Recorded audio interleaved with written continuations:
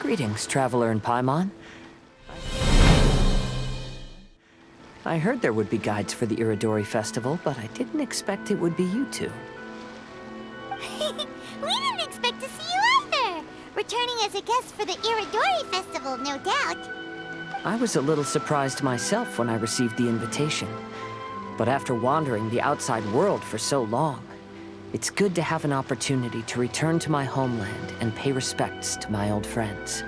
Kazuha, when we saw you in the distance just now, you seemed to be looking for something. What happened? Ah, yes.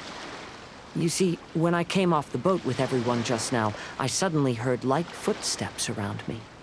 I could tell they were not footsteps of a regular passenger. But by the time I turned around, the person had already disappeared. I only heard a splash come from below the pier. Even though I didn't manage to catch a glimpse of them, I found this strange piece of paper by my feet. Oh, does the paper happen to have a poem written on it? Huh. How did you know?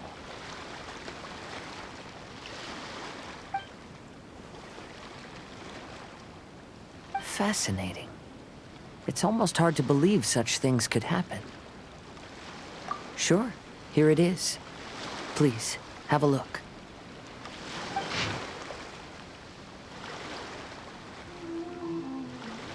Last time, Aoi no Okina's poem ended with a reference to Akihito. And sure enough, this is a story about him. The story this time basically says that Akihito got his name from his love of red seals. However, the Shogun discovered that he had committed plagiarism, and he was soon exiled. Well, if Paimon were to rate today's story, it sounds pretty unfortunate. I don't think there's anything particularly wrong with this story. I too was once wanted as a criminal by the shogunate, so I'm not all that different from Akihito mentioned in this story. But according to the story, Akihito was exiled by the Shogun because of his wrongdoings. You did nothing wrong, Kazuha. Huh? Traveler, what are you thinking about? Ah, by the way, you mentioned that your friend has been struggling because he's unable to sign his name quickly, right? In Liyue and Inazuma, there is a saying, that which has been stamped has also been signed. Perhaps using a seal could be a feasible solution. While sailing at sea, I sometimes carve things to pass the time. If you wish to create a stamp for his seal, I might be able to help. Wow, that's an idea! Quick, let's go tell Albedo!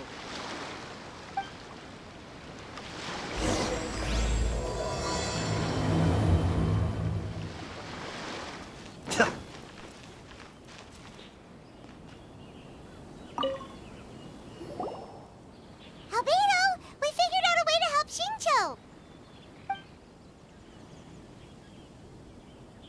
Interesting. A story of the 5 Kasen appears again, and with a timely solution. A stamped seal, huh? Let me think. Indeed, it is an efficient solution. If we use a stamp, then Xingqiu won't have to struggle with his handwriting anymore. However, since Xingqiu's signature has been previously revealed to the readers, it would seem insincere if he only used the stamped seal for his new books. But I have another idea. Using a seal is a part of it, of course. Let's go to Ouya restaurant now to discuss my idea with everyone.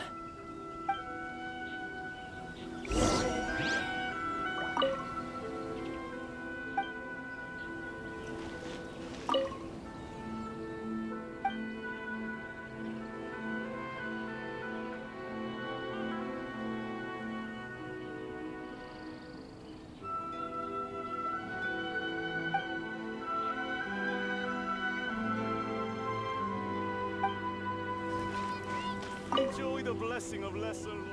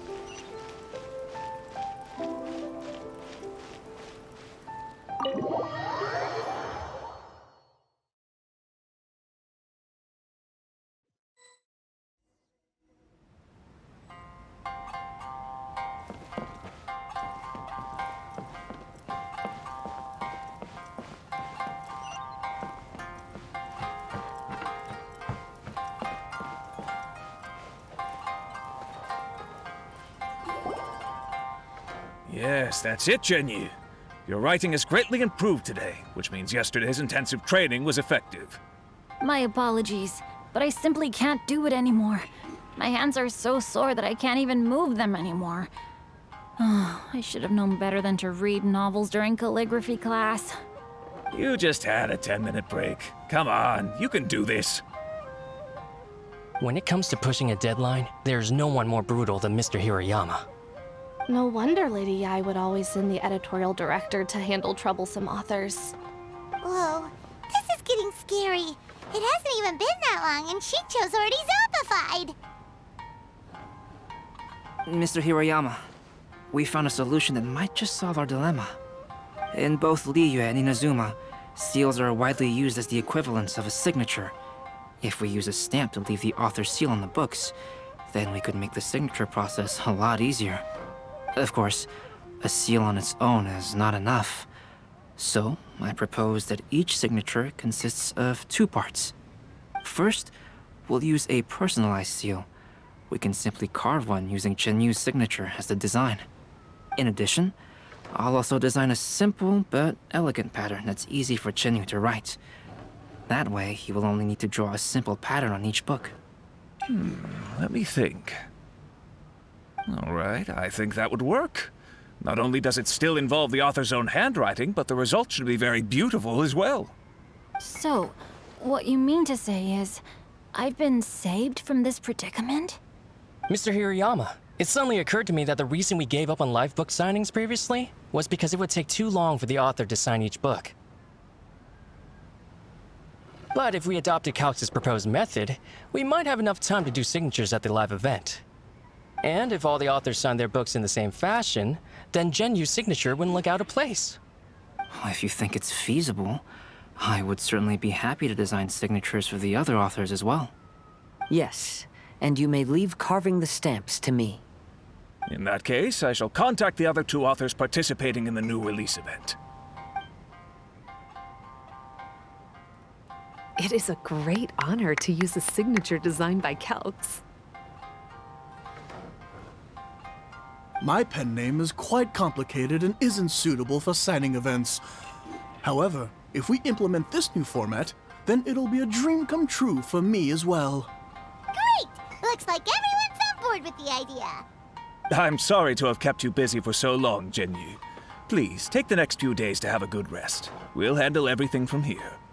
The books that Genshin already signed can be used as special prizes in future events held by the I Publishing House. We did it! The event is saved! Thanks to everyone's efforts, Onodera and I are finally free of that mess. That's right! You're finally free, Shincho! Maybe you should step outside for some fresh air.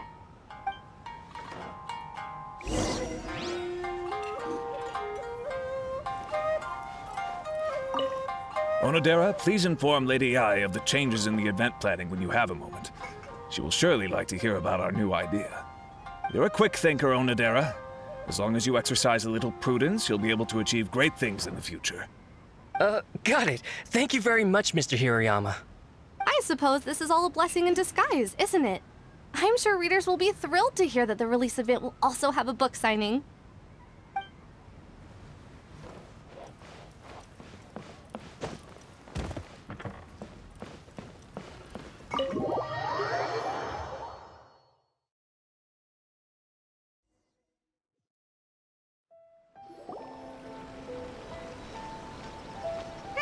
We still have some time to burn.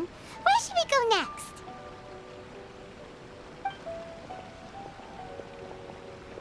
Traveler, there you are. Oh, it's Ayaka! And Venti! That's an interesting combo. I was just going to the festival venue to prepare the Ikebana lesson when I found a strange piece of paper on a flower stand. This bar just happened to be close by at the time. He informed me that you've also found similar papers recently. As such, we came together to find you two. But the paper she found isn't quite the same as the ones we found before. Here's the paper. Please, have a look.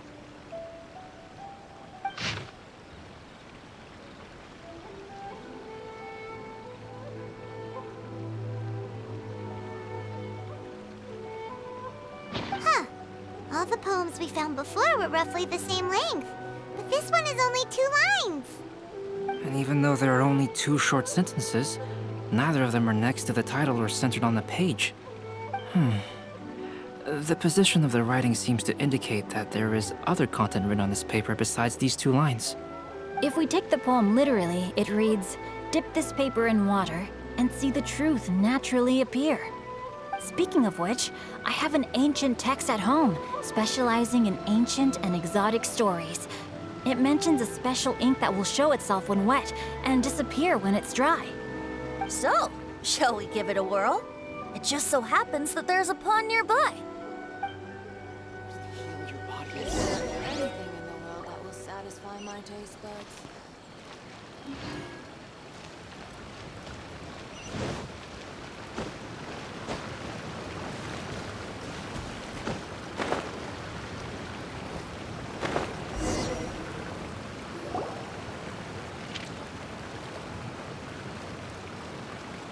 Wow, look! It's really working! More words have appeared on the paper! Let Paimon see what it says.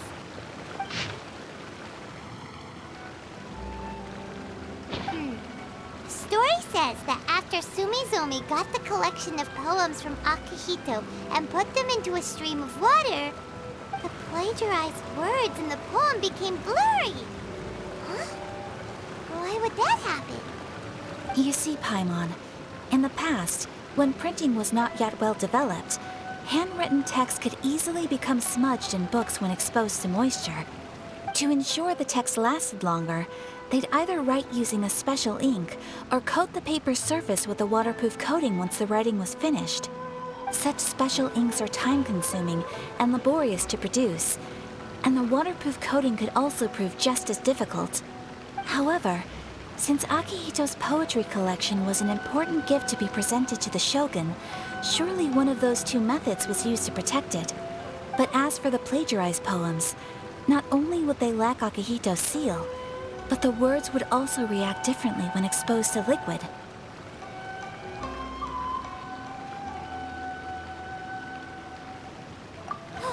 Which means Akihito didn't plagiarize his work. He was set up! Yes, it appears that this is the truth that Sumizome's story is trying to convey. Although the story is saddening, I've decided on the subjects to use for Akihito and Sumizome's portraits. Kazuha, Ayaka, would you be willing to be the models for my paintings? I would be delighted. Yes, as would I. There you go. The next 2 portraits should be ready in no time. Yes. And now that all 4 stories have all been collected, the story of the 5 Kasen is now fully completed.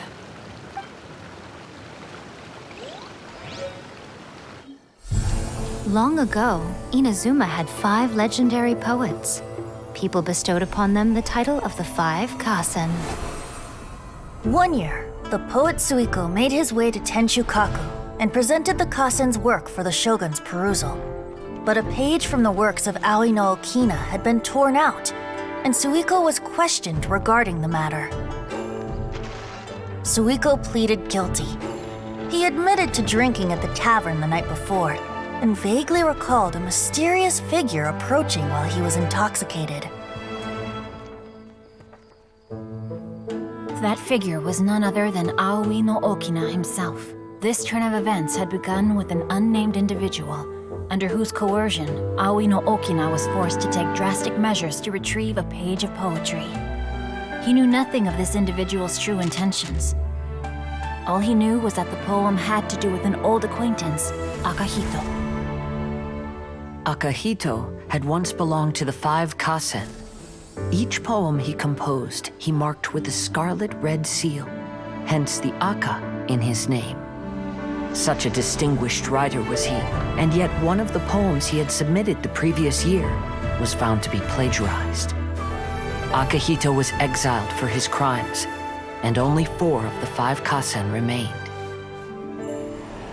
Sumizome went over Akihito's poems and noticed that the plagiarized poem lacked his seal. She immersed his poetry in a stream nearby, and only on the plagiarized poem did the ink run. Aoi no Okina passed by and witnessed Sumizome's doing, which he then recorded in a poem. Thus transpired the events of Suiko's poetry submission, and this is where the story comes to an end.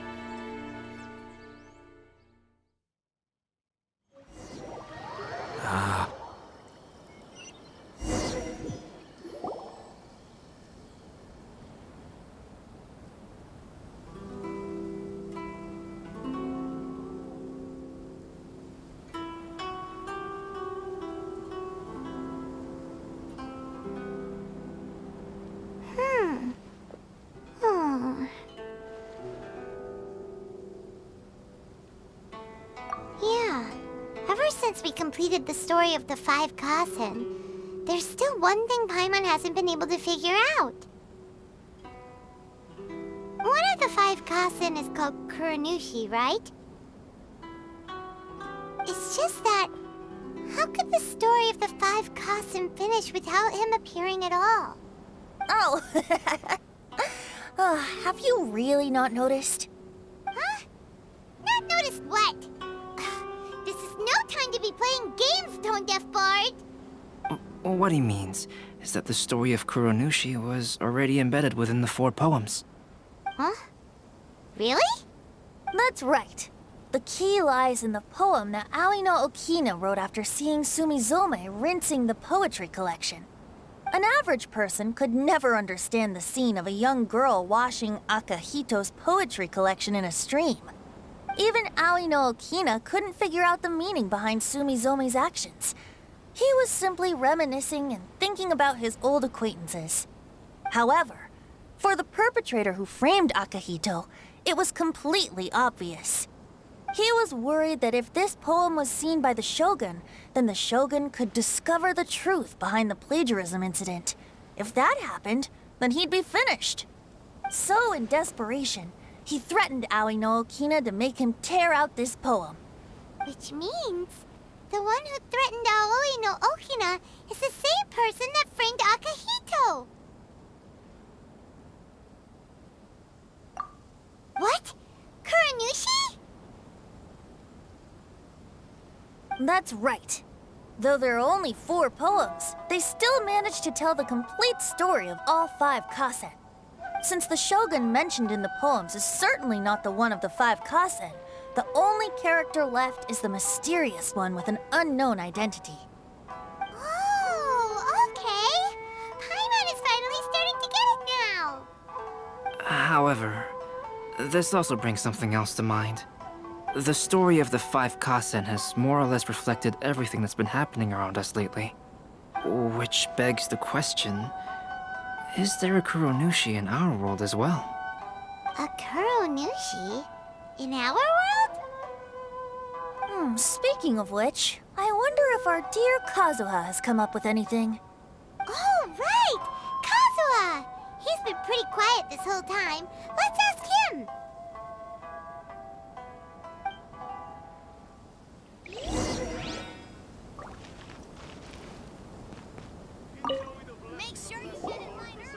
Hey, Kazuha! Are you okay? You've been standing in front of this blank canvas for a while, and you don't look so good. Apologies for making a wild assumption, but has the story of the 5 Kasen reminded you of anything? Yes. A few things did come to mind, actually. However, they were nothing more than some past incidents regarding my family. I don't mind sharing the stories, but I'd prefer not to bring you any more trouble. Hey, we're all friends here, Kazuha. You can always tell us whatever's on your mind. Kaidehara, please forgive my assumption, but perhaps you were thinking of the Raiden Gokuden? The Raiden Gokuden? What's that? It appears that Miss Kamisato and I were thinking of the same thing. But it also has much to do with the Yashiro Commission. It would be improper to speak of it here without the consent of Miss Kamisato. It's fine. Those of us here are all trustworthy, so there isn't any harm in it. However, this matter is somewhat complicated and may be difficult to explain. Let me start with the Raiden Gokuden. As you all know, the Yashiro Commission's primary purpose is managing ceremonial and cultural affairs, and Inazuma's art of forging swords is a very important part of our culture. The Raiden Gokuden were once the top 5 schools of the forging art in Inazuma. Although these families were swordsmiths by craft, they also held many important positions in the Yashiro Commission. Unfortunately, of the 5, only the Aminoma art still maintains its artisan lineage. The descendants of the Ishin art are also still alive, but the craft has been lost to time. The descendants of the Ishin art are none other than the Kaidehara family. Whoa! We knew Kazuha came from a noble family, but we had no idea about his connection to the Yashiro Commission and sword making. Yes, but that's all part of the past now. The Ishin art was lost with my great-grandfather's generation. My grandfather was dissatisfied with my great-grandfather's lack of effort. When he was young, my grandfather traveled all over Tevat to find a way to revive the family business. But it was to no avail. And in my generation, our last remaining family property was lost as well. I heard my elder brother mention that the decline of the Raiden Gokuden happened very rapidly. In the span of a few decades, 3 of the families suffered various misfortunes and disappeared completely.